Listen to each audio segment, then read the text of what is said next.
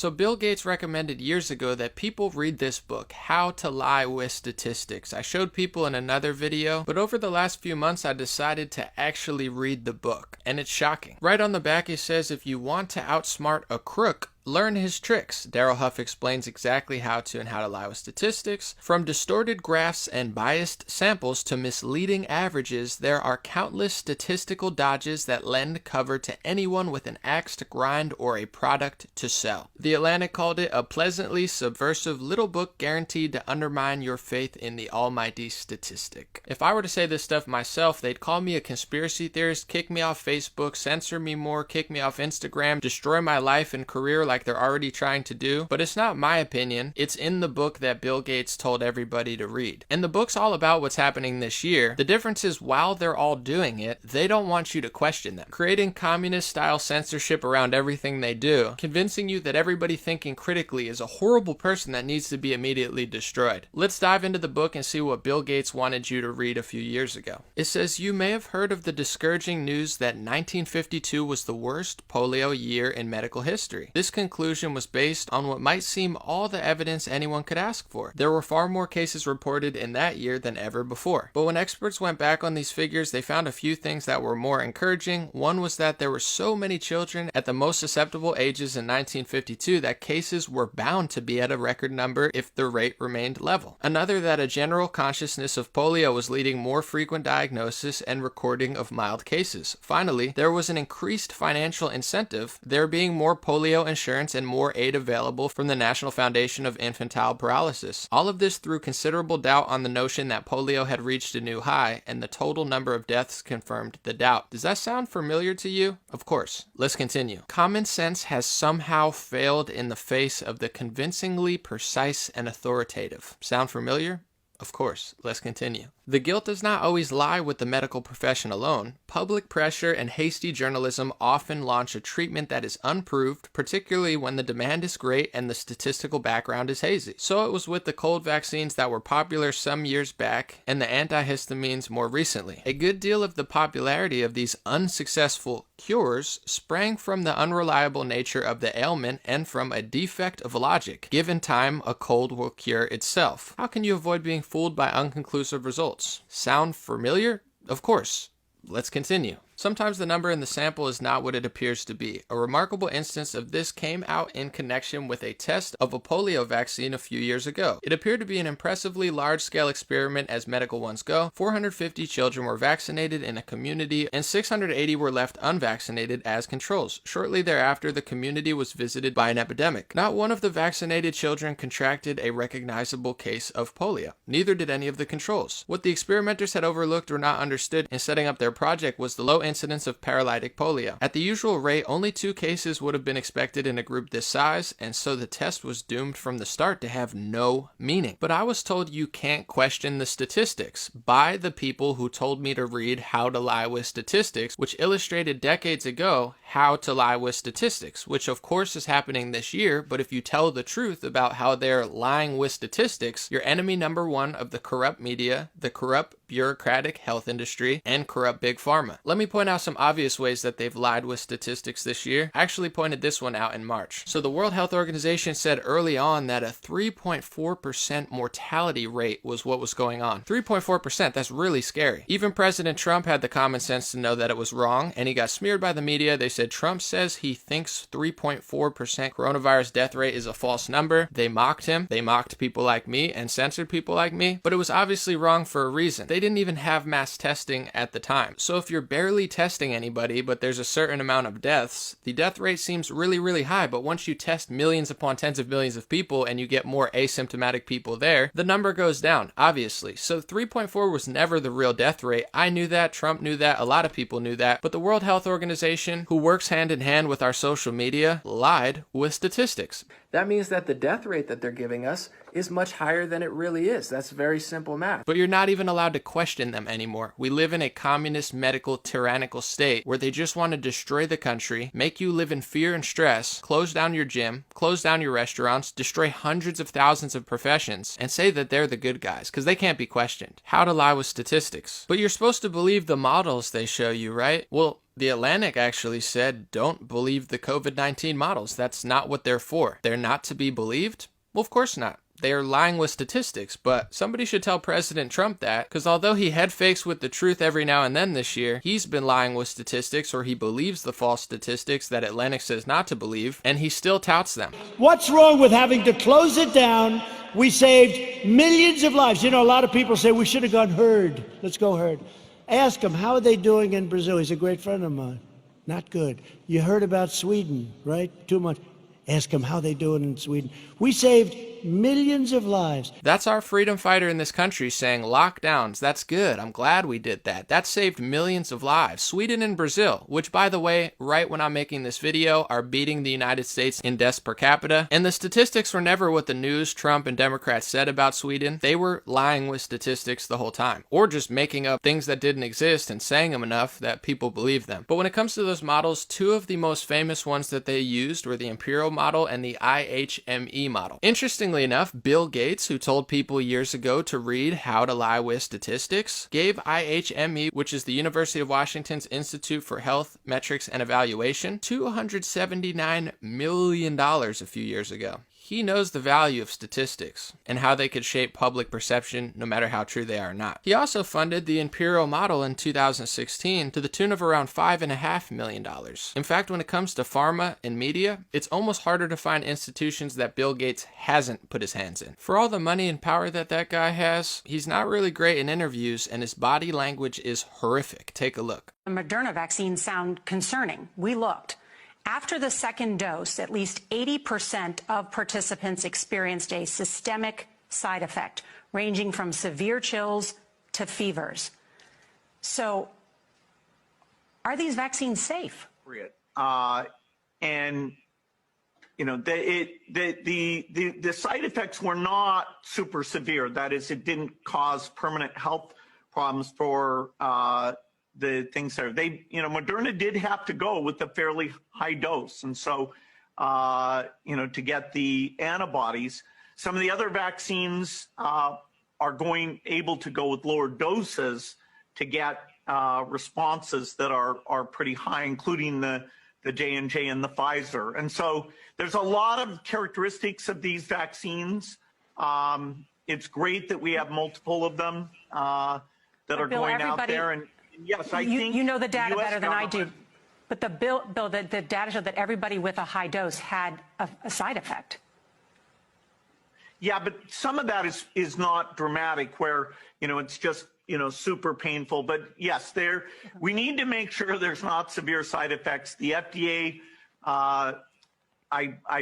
I think, will do a good job of that. But Bill Gates isn't worried about side effects for two reasons. One, he knows that Facebook, Instagram, Google, and all the mainstream social media will censor, silence, demonetize, and destroy anybody who talks about it, no matter how true it is or not. And also because of what the pharmacy industry pressured Reagan into signing, which is the National Childhood Vaccine Injury Act, in which the purpose was to eliminate financial liability from vaccine manufacturers. So many of the mainline scheduled vaccines and the companies don't have liability. It's a big pharma government collaboration. And when it comes to the COVID-19 vaccines, Wall Street Journal laid it out perfectly. People harmed by coronavirus vaccines will have little recourse. Any payouts for injuries will come from a less generous program than in years past. The US government paid out $4.4 billion over more than 30 years covering injuries related to a host of vaccines from flu to polio, but payouts for potential injuries from COVID-19 vaccines will be covered by a far less generous program. How nice. COVID-19 vaccine injuries will be covered under a program known as the Countermeasures Injury Compensation Fund, which was set up in 2010 to cover harm resulting from vaccines for a flu pandemic or drugs to treat an anthrax or Ebola outbreak, for example. This year, Secretary of Health and Human Services Alex Azar said the Countermeasures Fund should also cover injuries from COVID-19 vaccines, giving drug companies immunity from potential liability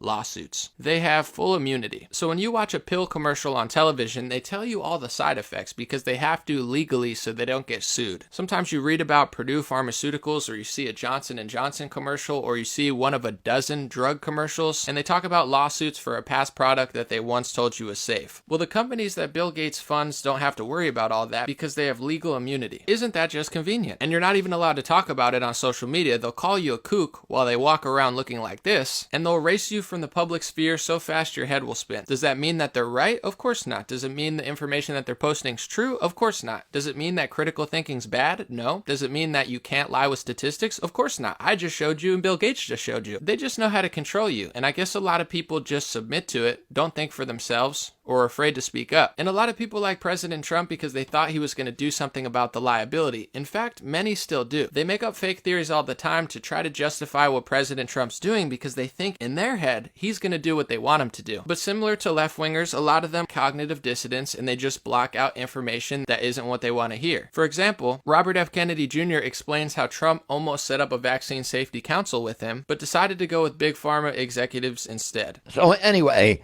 Big Pharma stepped in and put the money in. And Trump appoints Pfizer's lobbyist to run FDA. Damn. Scott Gottlieb, and Eli Lilly's lobbyist, Alex Azar, to run HHS. And as soon as they came in, they shut us down. And was that were you bummed about that? Was I bummed? Yeah, I was very bummed. I'd have been bummed. Yeah. Of course, I'd have been bummed, it was like within our grasp, you know. In both of those two meetings, he asked me if vaccines weren't a bad thing because he was considering a commission to look into ill effects of vaccines. And somebody, his name is Robert Kennedy Jr., was advising him that vaccines were causing bad things. And I said, no, that's a dead end. That would be a bad thing. Don't do that. So whether people want to admit it or not, this explains why Trump has become a vaccine salesman. Ivanka Trump said in January 13th, Trump partnered with Moderna and the NIH. That's before everybody was really taking coronavirus seriously. Interesting. January 13th. Business Insider reported on January 27th that Jeff Bezos hosted an extravagant after-party for a secret club whose members wear gold medals, and it was attended by Ivanka Trump and Bill Gates just a few weeks later. Interesting. Bill Gates has been funding Moderna for years, who didn't have a product before this mRNA vaccine, and gave them over $1 million in March of 2019. Interesting. President Trump has been the biggest fanatic of Moderna, buying hundreds of millions of their doses, some months ago before their trials were done, and some just a few weeks ago. He's such a Moderna fanatic that he tweeted, "Moderna now applying for emergency vaccine approval. FDA must act quickly. Operation Warp Speed has been a great modern-day miracle." He went from skeptic to full-blown vaccine salesman who is proud of his accomplishment of rushing a vaccine out to the public faster than anyone ever, knowing that the companies are completely immune from liability. President Bolsonaro of Brazil mentioned this, but I don't want to play that clip because they'll probably censor my video, fact check it with a claim that I never made, and use it to demonetize me like they did on Facebook and cut my reach. And telling the truth about President Trump, unlike a bunch of fake liars who hallucinate theories when their cognitive dissonance isn't their friend, I've taken a lot of backlash, and it sucks. In some ways, Trump has been good this year, but in many ways he hasn't. He's head faked us a bunch of times, and he's really just turned into a socialist, communist, big pharma salesman. People think he fought the lockdowns really hard, but he really didn't. He extended social distancing guidelines to April 30th and backed off his idea to reopen the economy by Easter. He did pretty much everything Fauci and Bill Gates could have wanted. Even though I voted for him, I'm wildly disappointed by him this year. The Republican Party have turned into full-blown socialists who say, here, take the money even though we're not even giving you a path to opening up your restaurant without restrictions. And in blue states, red cities are still being held captive, and in red states, blue cities run the show and they don't listen to the freedom orders. And President Trump is running around selling Moderna vaccines with very little plan to reopen the economy. All the meanwhile, he screams China virus, and people think he's fighting China. But I don't really see that as the case. The news is pouring in about how China's economy is doing good. They're predicted to pass us even quicker than normal. They're running circles around us and the rest of the world.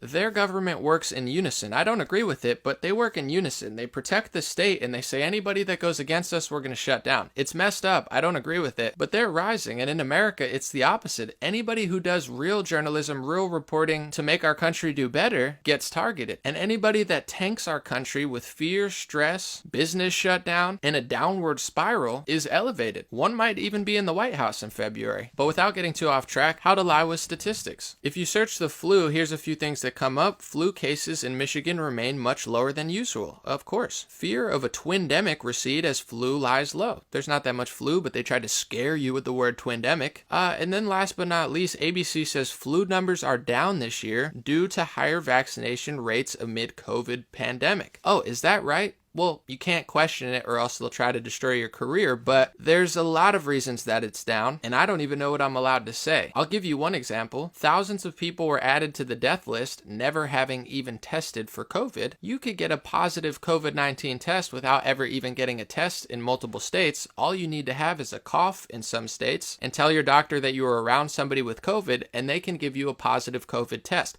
Symptoms: cough, shortness of breath, or difficulty breathing. So if you have a cough, you've reached clinical criteria. All you need is a cough or a fever with a sore throat or a headache with a fever or a headache with a sore throat, which can obviously be dozens of other illnesses. Everyone knows that. But just a cough or a headache and a sore throat, and bang, you have the clinical criteria for coronavirus. So if you remember, all you need is clinical criteria and epidemiologic evidence. So now that you know the clinical criteria is literally a cough or a sore throat and a headache, what's the other evidence? Epidemiological evidence or linkages are defined by the CDC as one or more of the following exposures in the 14 days before onset of symptoms, close contact with a confirmed or probable case of COVID-19 disease, or close contact with a person with clinically compatible illness and linkage to a confirmed case of COVID-19 disease, travel to a residence in an area with sustained ongoing community transmission of SARS-CoV-2, member of a risk cohort as defined by public health authorities during an outbreak. So let me get this straight. You just have to be in close contact with somebody that you think had coronavirus, or in an area where people had coronavirus and a cough, and they'll tell you have COVID-19, or a headache and sore throat or chills and a headache, and in close contact with a probable cause of COVID-19, and you combine those two, that means you have the clinical criteria and the epidemiologic evidence, which means they're allowed to say you are a probable case of COVID-19 and add you to the total cases of COVID-19, despite the fact that you've never even had a test. We've never had a mass testing scheme like this. The more you test, the more you'll find. The more you diagnose without a test, the more you get, so it's impossible to keep the cases and tests low. Where did the flu go? Don't suggest you could lie with statistics, even though Bill Gates told you could lie with statistics, and you can factually lie with statistics, and they obviously this year dozens of times have lied with statistics to take away your business, to take away your freedom, to take away your mental health, to take away your physical health, closing down gyms. California closing down outdoor dining despite even having accurate and real data that makes any sort of logical sense. When you realize who these people are and what they're really doing, it makes a lot more sense. And with all the information I've received, I personally don't think they're looking out for our public health. I think they're looking out for money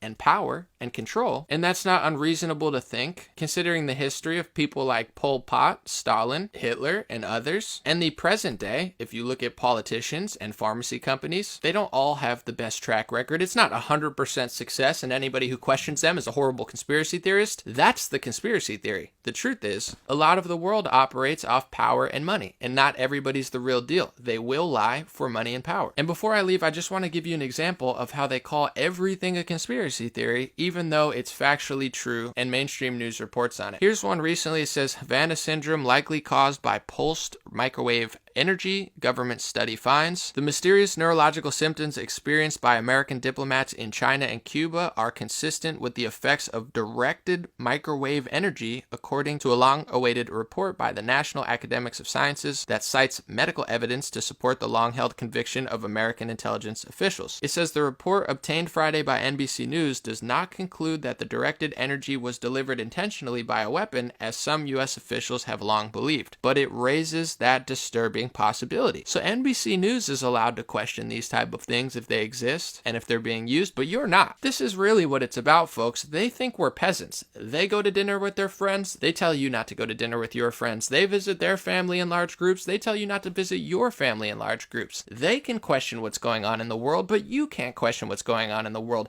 They could tell you to read the book How to Lie with Statistics, but if you suggest accurately that they are lying with statistics, they can take your money away, close down your social media page, pillage and destroy everything you've taken years to build. That's what this is really about. They think you're peasants. They think you're slaves. They think you are so far below them and that they're just going to wipe you out, take all the money, take all the power, take all the control, and in 10 years, when there are no restaurants to go to except for Amazon and something that's controlled by Uber Eats, then they'll look at you and say, oh, you know what? We just figured out maybe there are bad side effects to what we did. Obviously, there's terrible effects to what's going on. Suicide, depression, mental health decline, physical health decline, a rise in domestic abuse, child abuse, people missing cancer screenings, obesity on the rise. And the negative effects to obesity can very likely kill more people than what they're trying to shield you from, even though it's probably not even possible to completely shield anybody from it. The flu vaccine has been around since around 1942, and the flu has not disappeared. Well, it did this year because COVID came around. Interesting. But you can't question it. You just have to submit, lose everything, as they tell you that tens of millions of people can eventually starve. But, don't even think about that. Just put on your mask, submit, and let us ruin everything and make you depressed. These are sick, evil people who will do anything for power and control. And in 2021, we will see if we the people do something about it or submit into peasant status. Thank you so much for watching. God bless you. And if you'd like to support my work, I have a Patreon, patreon.com/raretalk. Since they demonetized most of my Facebook, that helps a lot. I do independent research. I did this all myself, recorded it all myself, edited it. No big donors, no major media, constantly getting harassed by both sides, constantly being knocked down by social media. So thank you to everybody who supports on patreon.com/raretalk.